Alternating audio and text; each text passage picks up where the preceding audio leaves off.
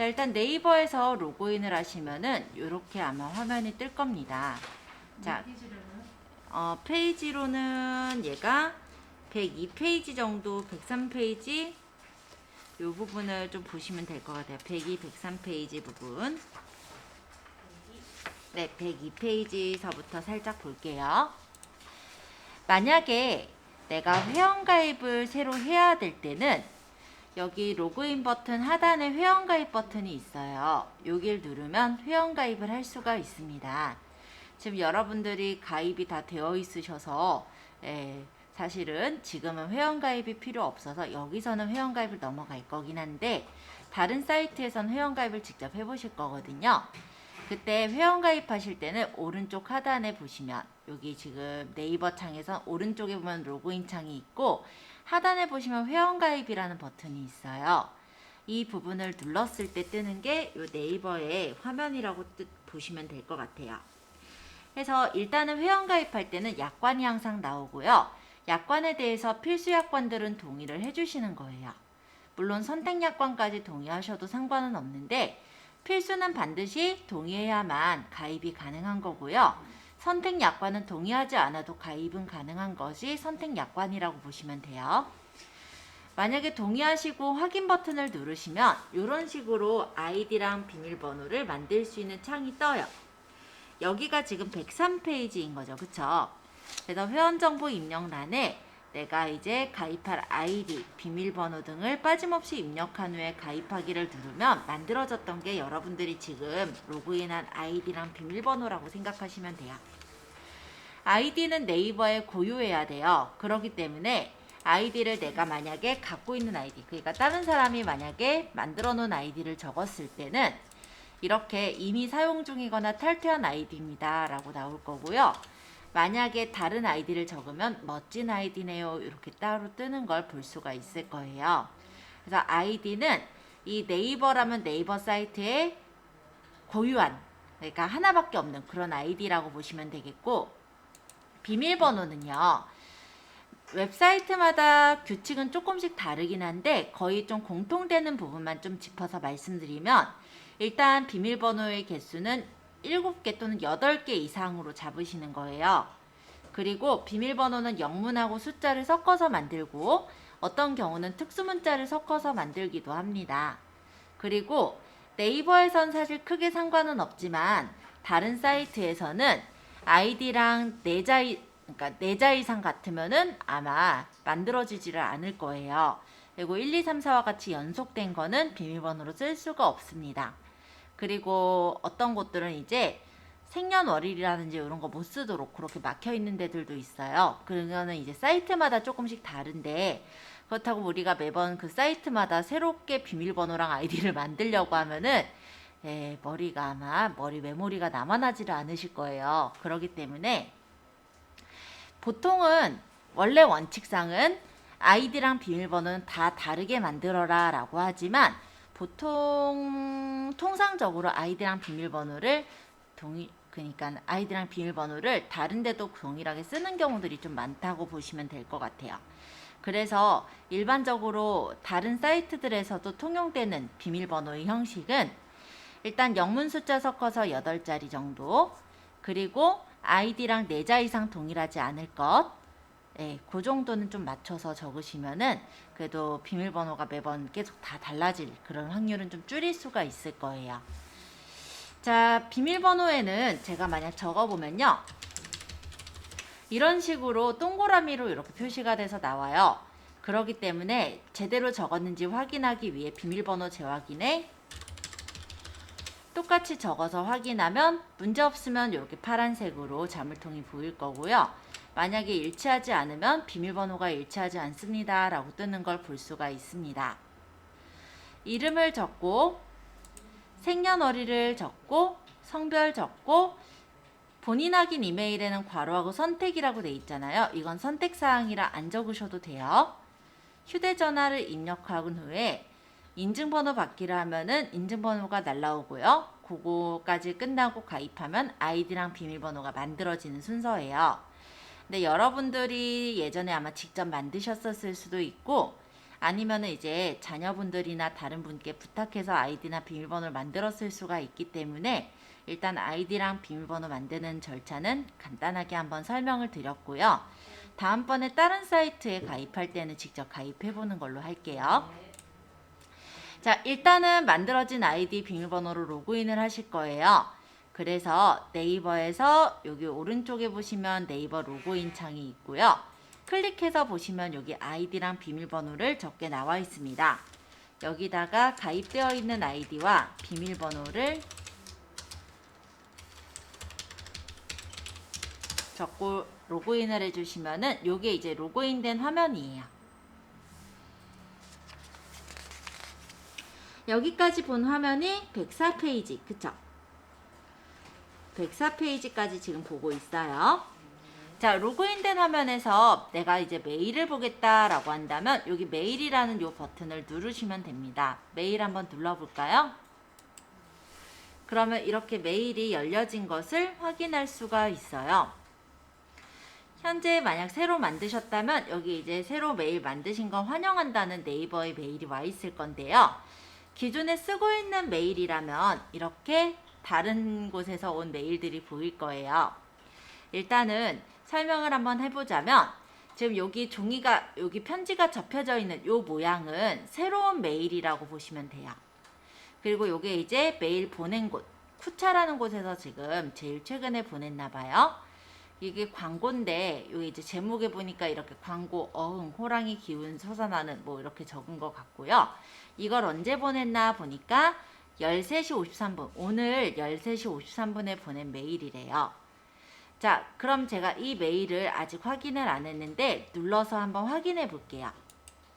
자, 이렇게 눌러보면은 메일이 이렇게 와 있는 걸 확인할 수가 있죠. 만약에 이걸 다 봐서 필요가 없다면 삭제를 해서 나가면 되는 겁니다.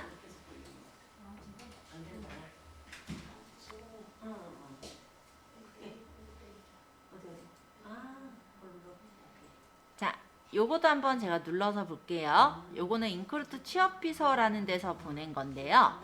제가 요걸 눌러보면은 메일에 대해서 또 확인할 수가 있죠. 자, 만약에 이렇게 열고 다시 제가 받은 메일 한번 눌러서 나와 볼게요. 자, 내가 열어본 메일은 이런 식으로 펼쳐져서 메일 모양이 보이고요. 색깔 또한 아까처럼 파란색이 아니라 까만색으로 바뀌어 있는 걸 확인할 수가 있을 거예요. 그래서 읽어본 메일은 이렇게 까만색으로 편지가 펼쳐진 모양이 되고요. 안 읽어본 메일의 경우는 파란색으로 이렇게 나오는 거 확인이 되시죠? 그리고 잘 보시면 여기 받은 메일함 옆에 숫자가 보일 건데요. 저는 지금 숫자가 안 보이지만 여러분들이 있을 거예요. 이 숫자가 뭐냐면 아직 내가 읽지 않은 메일의 수라고 보시면 됩니다. 그래서 메일 하나 눌러서 확인하면은 여기 있는 받은 메일함의 숫자가 1 줄어드는 거를 확인할 수 있을 거예요.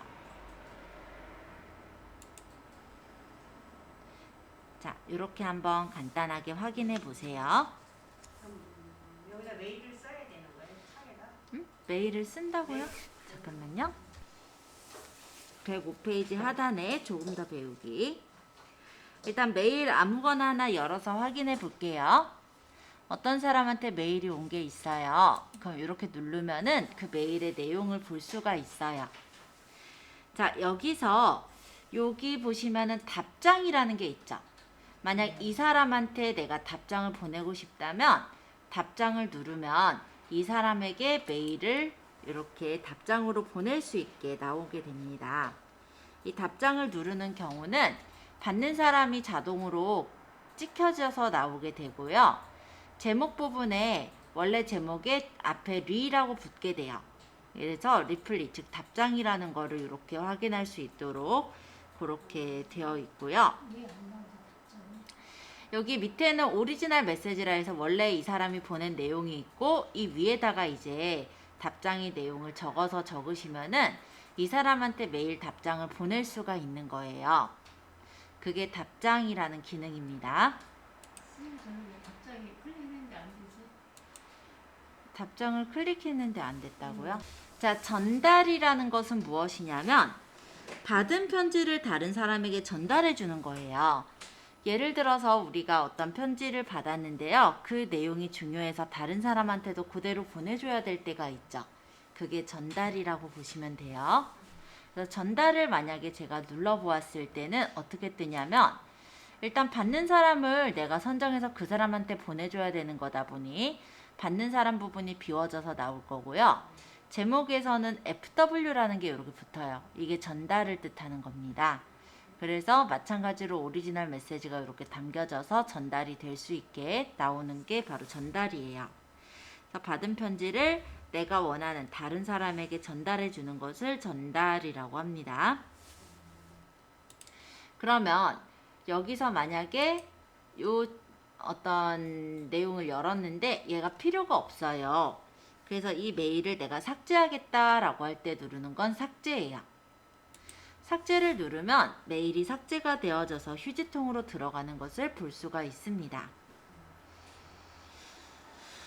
자, 만약에 여기 뭐 티모문에서 어떤 광고가 온 것 같긴 한데 이 광고가 내가 원하는 광고가 아닌 게 이렇게 온 거예요. 갑자기 뭐 예를 들어 뭐 대출이 왔다든지, 그죠? 그럴 때는 이 광고를 스팸 신고를 할 수가 있어요. 스팸 신고라는 건 광고성 편지로 분류가 돼서 이 편지를 스팸 메일함에다 넣게 되면서 더 이상 이 아이디의 편지를 받지 못하게 막아버리는 것을 스팸 신고라고 합니다.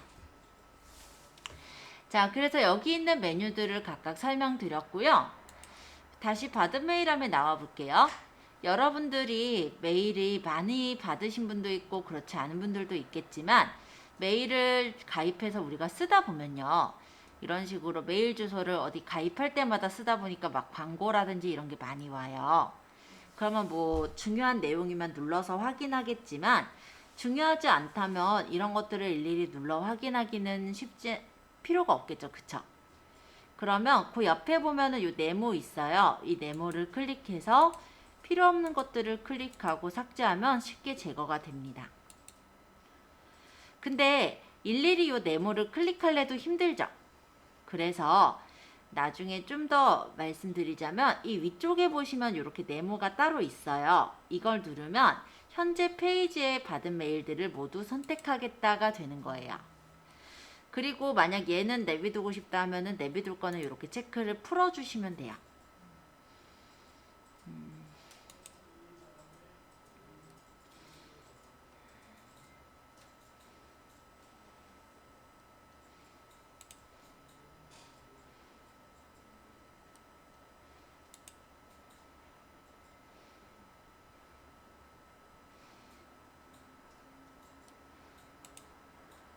만약에 내가 읽어볼 것들을 이렇게 체크를 풀었어요. 그러면 이제 삭제할 때 삭제만 누르면 이렇게 체크한 것들을 모두 삭제를 해서 쓰레기통으로 보낼 수가 있죠.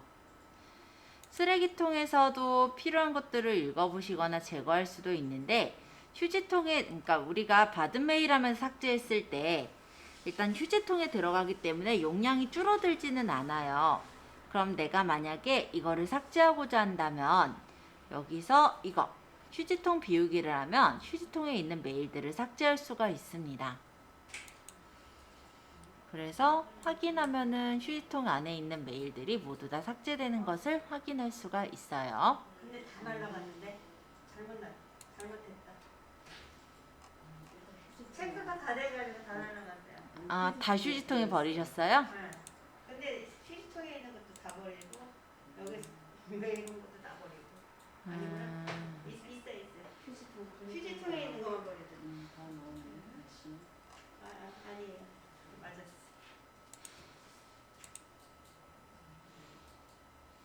휴지통에 있는 거를 눌렀더니 다 나와가지고 그게 다 사라졌어.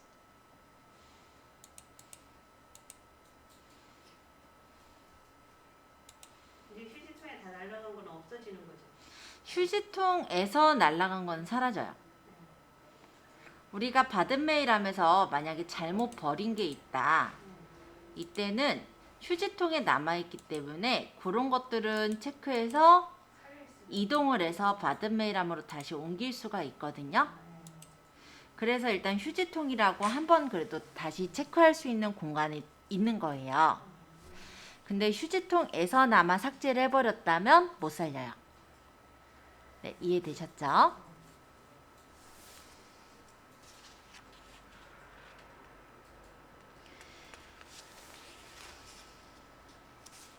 자, 그럼 넘겨서 이제 106페이지를 참고해서 보겠습니다. 자, 우리가 받은 메일함이라는 데를 클릭해서 보았을 때 요건 아까 얘기했던 건데 오른쪽에는 이제 받은 메일의 목록들이 나타나는데요. 아까 읽어본 편지의 경우는 이렇게 회색으로 편지가 열려있는 모양으로 나올 거고요. 읽지 않은 편지들의 경우는 이렇게 파란색으로 표시가 되는 걸 확인할 수가 있어요. 자, 이제 106페이지 스텝 3의 나에게 메일 보내기부터 한번 해볼게요. 자, 지금 우리가 써보는 거는 상대방한테 메일을 보내는 게 아니라 나에게 메일 쓰기라는 걸 먼저 확인을 할 거예요. 이 나에게 메일 쓰기는 뭐냐면 뭐 간단하게 나에게 정말로 메일을 보내는 경우도 있겠지만 내가 중요한 어떤 파일 같은 것들을 저장을 해야 되는데 USB를 안 가져왔을 때 여기다가 저장해서 나중에 꺼내서 쓸 수도 있겠죠. 그런 용도로도 활용하는 게 나에게 메일 쓰기입니다. 자, 그러면 106페이지 1번 보시면 네이버 메일 화면의 왼쪽 상단을 보시면 메일 쓰기 옆에 4개 쓰기라는 게 있어요. 이 4개 쓰기를 한번 눌러 보실까요? 그러면 이렇게 간략한 메일 쓰는 창이 뜨는 것을 볼 수가 있죠. 나에게 메일 쓰는 거니까 받는 사람이 안 보이는 거고요. 여기다 적게 되면은 여기 있는 4개 쓴 메일함에 메일이 가게 됩니다. 자, 지금 간단하게 적어 볼 거니까 이 제목에다가 편지 쓰기 연습이라고 적어 볼게요. 그리고 이 내용에다가 클릭하시고 본문을 한번 입력해 볼게요. 107페이지에 있는 2번 내용을 적어 주세요.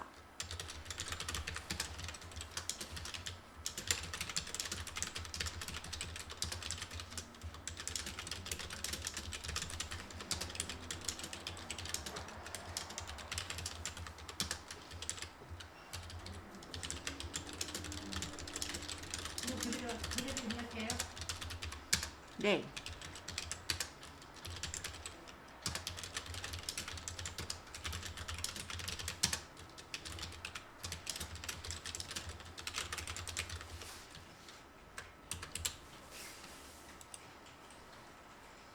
이렇게 적어보세요. 자, 일단 글자체는 궁서로주라고 하네요. 1번에. 여기 글자체를 변경할 수 있어요. 블록 지정해 볼게요.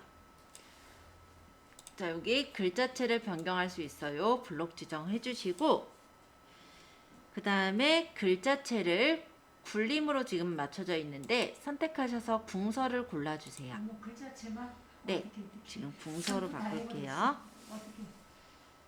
그러면 다시 아까 맨 처음에 뭘로 돼 있더라? 그림체로 돼 있었죠. 네, 글자체만. 궁서. 이때까지 가보게 나네.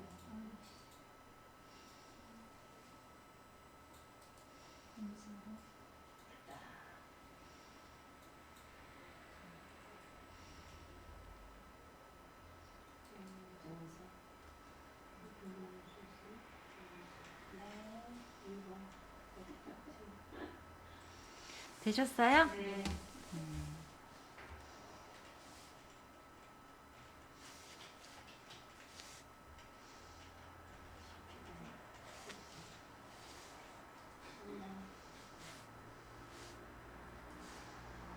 자, 그러면 두 번째. 글자의 크기도 14로 해볼까요? 요 줄을 선택해 볼게요. 쭉 드래그.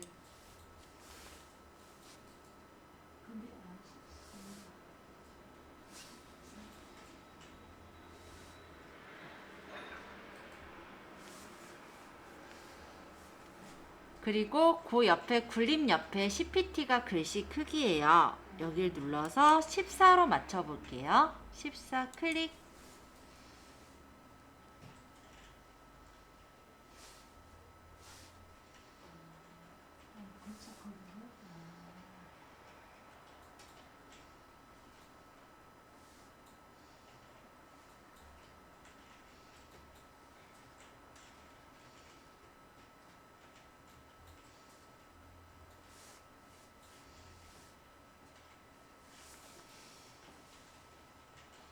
되셨나요? 그러면 이제 밑에 3번 진하게를 블록 지정해 볼게요.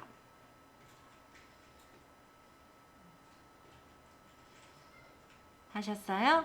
그럼 여기서 얘가 진하게. 그 다음 밑에 밑줄도 블록 지정해 볼게요. 이번엔 여기다가는 밑줄을 그을 거예요. 여기 밑줄을 클릭. 그 다음 여기 기울임도 범위 잡아 볼게요.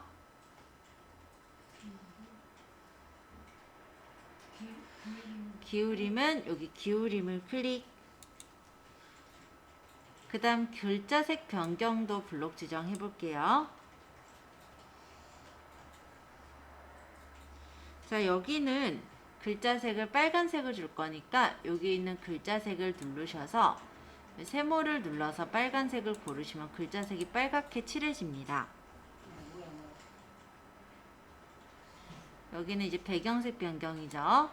블록 지정하시고 요 가 옆에 있는 요 가가 글자 배경색이에요. 기울임볼에다 컨트롤 2를 누르라는 거예요? 응? 기울임. 아니요, 기울임 범위 잡고 기울임이야. 안 기울어지는데? 블록 지정하신 거예요? 배경색 변경에 글자, 요게 이제 글자 배경색 옆에 세모 눌러서 보라색 이렇게 골라주신 후에 다 되셨다면 위에 저장 버튼을 누르도록 할게요.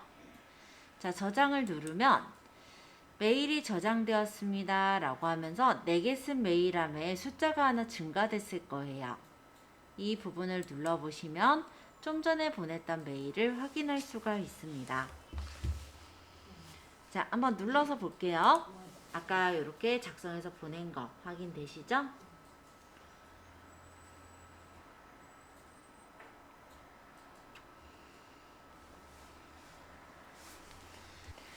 자, 첨부라는 거는 보통 이제 상대방한테 어떤 파일을 같이 보내줄 때 이제 첨부 파일을 보낸다라고 하는데요. 자, 여기 4개 쓰기를 눌러서 한 번 더 연습해 볼게요. 자, 4개 쓰기를 선택해 주세요. 없어졌는데 그거 어떻게 됐나요? 여기 제목에는 파일 보내기.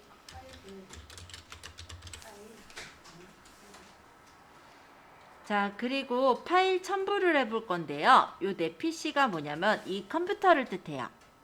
그래서 내 PC를 클릭하시면은 어떤 걸 보낼 건지 이렇게 선택하는 업로드 파일 선택이란 대화 상자가 나타나는데 우리가 받았었던 여러 가지 파일들은 문서에 본인 이름 폴더에 있었죠. 한번 들어가 볼게요. 문서에 본인 이름의 폴더를 따다 해서 내가 보내보고 싶은 파일을 선택하면 돼요. 예를 들어 벚꽃을 고르고 하나만 보낼 거면 열기 하면 되고 여러 개 선택할 거면 컨트롤 누르면서 선택하시면 이렇게 떨어져 있는 파일들을 선택할 수가 있었죠. 그러고 열기를 하면은 파일이 이렇게 불러와집니다.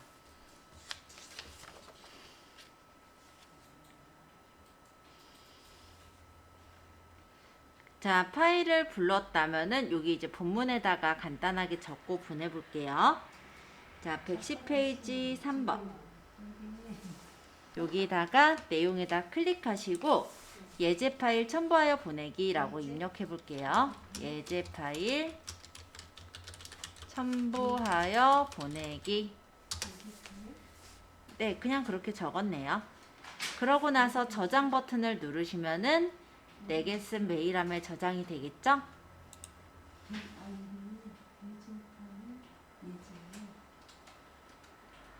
그럼 내게 쓴 메일함에 도착을 한 파일을 찾을 수가 있어요. 자, 일단 좀 전에 우리가 첨부하지 않고 메일을 보냈을 때 메일이 온 걸 보면요. 이렇게 메일 모양 옆에 아무것도 붙지 않은 상태로 와 있어요. 요거는 첨부한 파일이 없는 경우고요. 좀 전에 우리가 메일에다가 뭐 그림들을 좀 첨부해서 보낸 거는 보시면 이렇게 클립 모양이 붙어 있는 걸 확인할 수가 있어요. 그러면 상대방이 이렇게 메일을 받았을 때도 클립 모양이 없는 건 아, 첨부 파일이 없구나 클릭 모양이 있으면 아, 이 사람이 뭔가를 첨부해서 보냈구나를 확인하고 열어볼 수가 있다라고 보시면 되겠습니다. 파일 보내기 제가 요거 만든 거 열어보면은 이렇게 제가 보냈던 벚꽃 진달래 컴퓨터 태극기가 와 있는 거 확인되죠? 자, 이런 식으로 우리가 첨부를 해볼 수가 있는 거예요.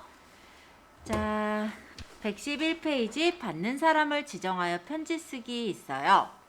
자, 메일을 보내실 때, 다른 사람한테 메일을 보낼 때는 메일 쓰기를 누르는 거예요. 자, 왼쪽 상단에 메일 쓰기라는 버튼 보이시죠? 클릭. 받는 사람에다가는 메일을 받을 사람의 이메일 주소를 적습니다. 물론 요 책의 주인공인 송티처한테 보내도 되긴 하겠지만 그러면 제대로 갔는지 우리가 확인하기 조금 어려우실 테니 받는 사람은 제 메일 주소를 적을게요. 일단 대문자로 소문자로 둘 다 적어놨으니까 보기 편한 걸로 적어주시면 돼요.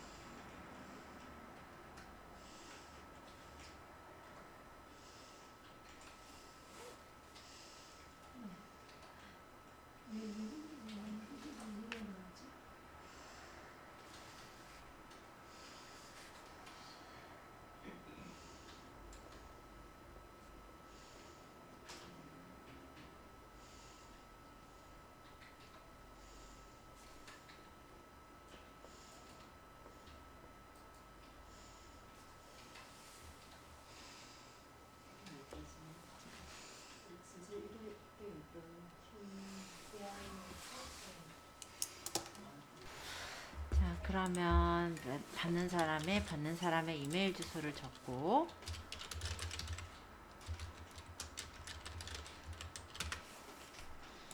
제목에다가 교육공지 밑에 여기 내용에다가 클릭해서 내용을 적으시면 돼요.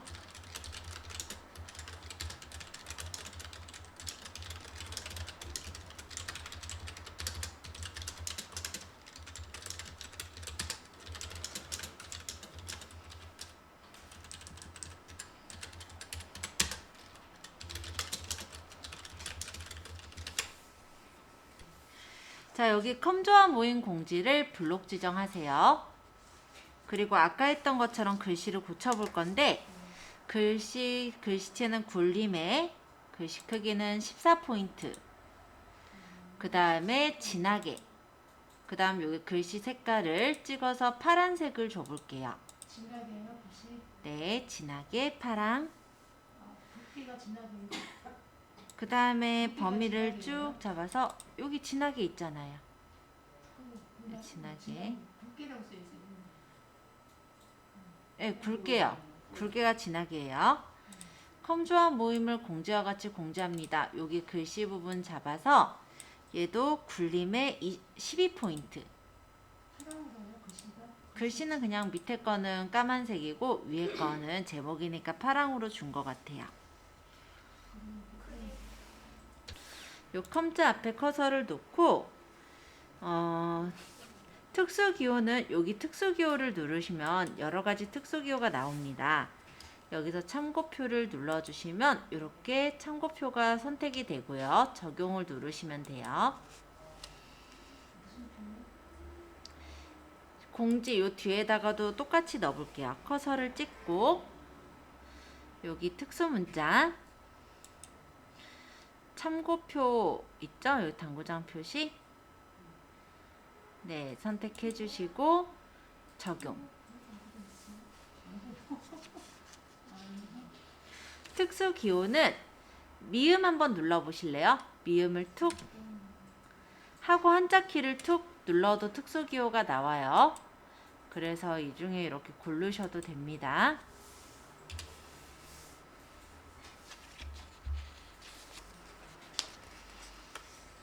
자, 특수기호까지 넣어보셨다면 112페이지의 3번에서는 두 번째 줄에 컴조화 모임 앞에 컴자 앞에다 커서를 찍으래요. 여기 놓고 그 다음에 이모티콘 여기 웃는 얼굴 눌러서 여기서 말풍선 중에 안녕을 고르면 이렇게 말풍선이 붙게 되는 걸 볼 수가 있어요.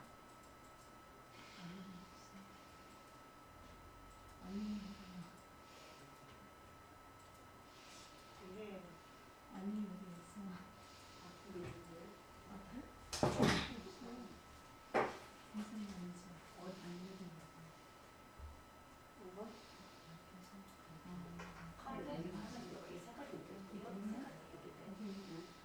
이거 그거 그림을 어디서 찾았어요? 이 그림은 커서를 일단 찍었죠. 네.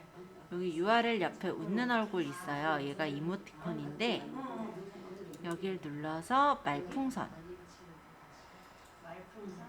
네, 말풍선 탭에서 안녕을 고른 거예요. 네, 할게요. 여기 날짜, 시간, 장소까지를 범위를 잡고 글머리 기호에서 여기 눌러보시면 다양한 기호들 중에 체크, 여기 그린 체크를 고르면 이렇게 앞에 체크가 생겨요. 여기가 글머리 기호예요. 네, 글머리 기호에 그린 체크 클릭.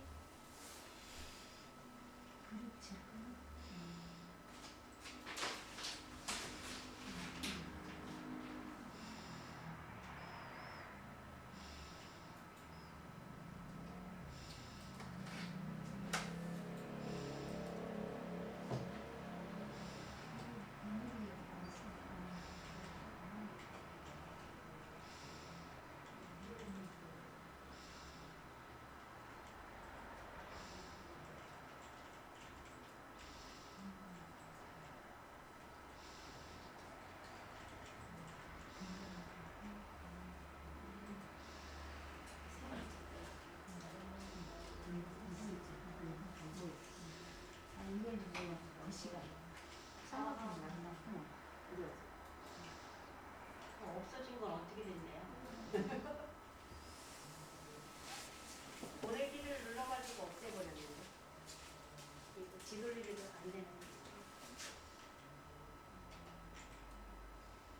보내셨으면 저희도 왔겠네요. 없어요? 멍지는 저희가 보내셨는데 아직 제가 안 읽었대요. 그렇죠. 네. 자, 여기까지 다 하신 분은 보내기 누르세요. 보내기 하면 저에게 메일이 보내져 오겠죠. 보내기를 클릭합니다. 보내기 클릭. 그럼 메일을 성공적으로 보냈습니다 라고 뜰 거예요. 그러면 메일이 이제 상대방한테 도착을 하게 돼요. 113페이지 좀 참고해 주세요.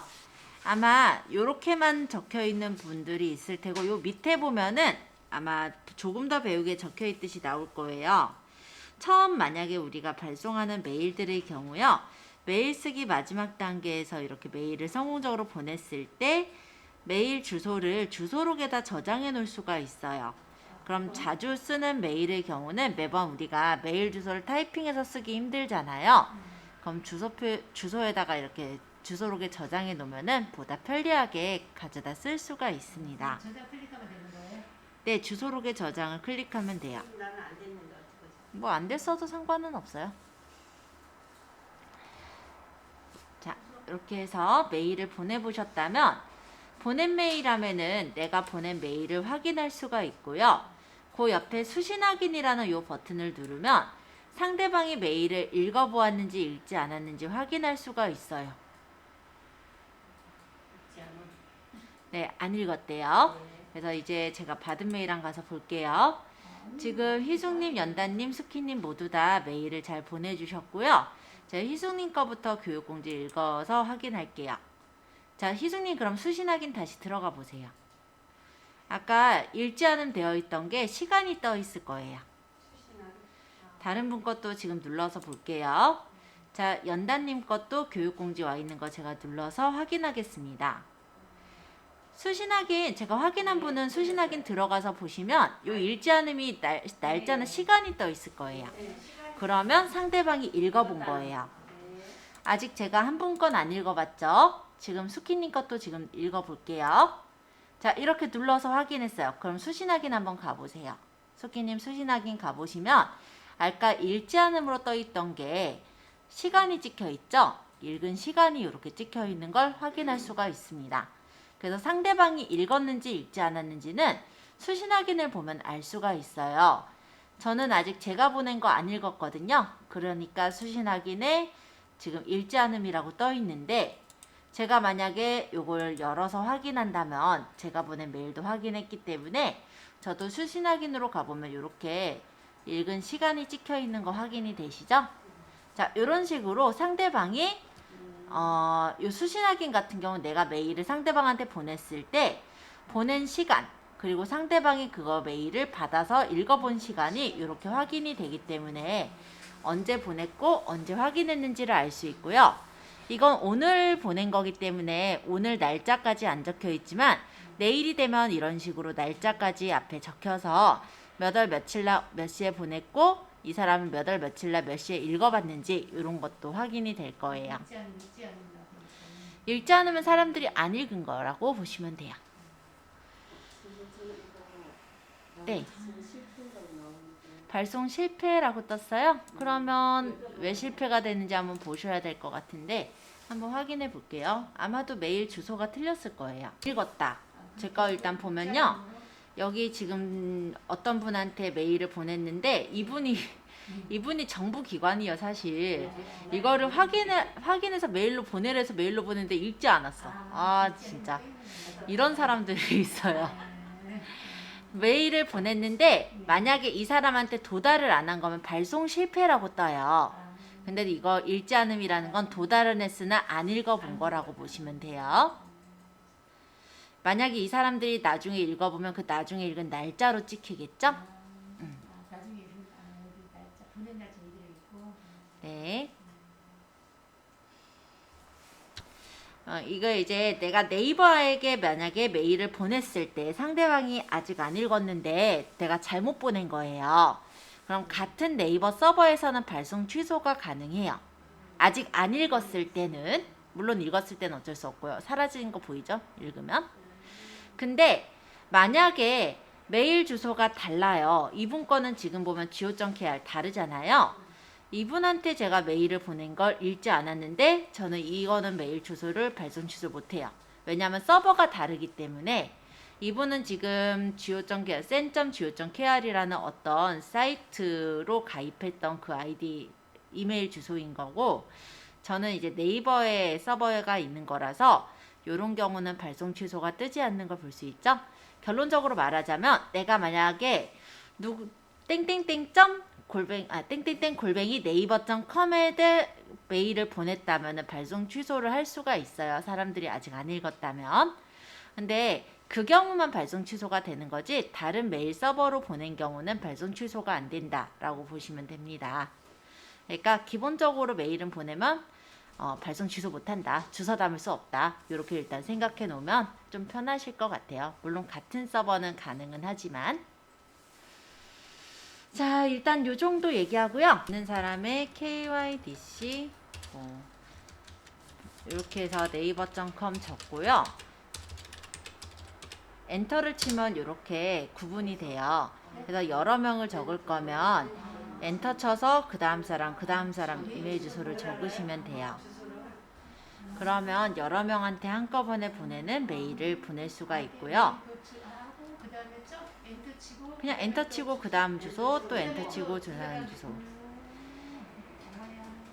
똑같은 메일이네. 그 똑같은 메일들이. 네, 한꺼번에 그러니까 여러 사람들한테 똑같은 메일을 보내야 되면 그렇게 하시면 되고 네, 더 나아가서 그럼 일단 받는 사람의 입장에서 어떻게 받아지냐면 이게 받는 사람한테 메일이 개인 메일들이 다 떠요.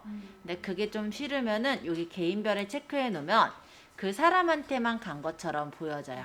각각의 사람들한테. 그렇게 해서 단체 메일이라도 개인 메일처럼 간 것처럼 보이게 해주시는 것도 가능합니다.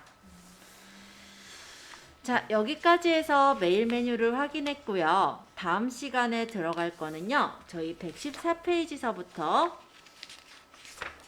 주소록을 이용한 메일 쓰기에 대한 내용까지 쭉 들어가 볼 거예요. 그래서 다음 시간까지 메일을 좀 활용할 거기 때문에 오늘 제가 나눠드린 프린트물은 다음 시간에도 좀 가져와 주세요. 다음 시간에는 주소록을 만들어서 그 안에다가 사람들의 주소를 집어넣어 놓는 거 이런 것도 같이 좀 설명을 드릴 거고요. 핸드폰에서도 메일을 확인하거나 보낼 수가 있거든요. 그 부분도 마저 설명을 드릴 거예요. 여기서 핸드폰으로? 그게 아니라 핸드폰이 스마트폰이잖아요. 스마트폰에서도 네이버 앱이 있어서 우리 그 네이버 계정에 있는 메일을 확인하실 수도 있고요. 또 스마트폰에서 그냥 바로 메일을 보내실 수도 있어요. 그거도 다음 시간에 알려드리려고 해요. 스마트폰에 있는 사진이라든가 그런 것들. 그럴 수도 있겠죠. 네. 그래서 그 부분을 다음 시간에는 해볼게요. 내가 만약에 상대방한테 메일을 받은 게 있어요. 여기 지금 하수님도 메일 보내주셨네. 네, 감사합니다. 만약 이분한테 내가 메일을 보내겠다면은 물론 여기 눌러서 답장을 눌러 보내실 수도 있고요. 다른 방법으로는 이 사람한테 그냥 답장이 아니라 다른 메일을 보내겠다면 이 사람 메일을 눌러서 이 사람 글씨 여기 받는 사람을 눌러서 메일 쓰기를 누르시면요. 그 사람 주소가 딱 뜨기 때문에 제목과 내용을 적어서 보내시면 아무래도 오타가 나서 메일이 발송되지 않을 확률이 없겠죠. 그래서 그렇게 좀 연습해 보시면 좋을 것 같습니다.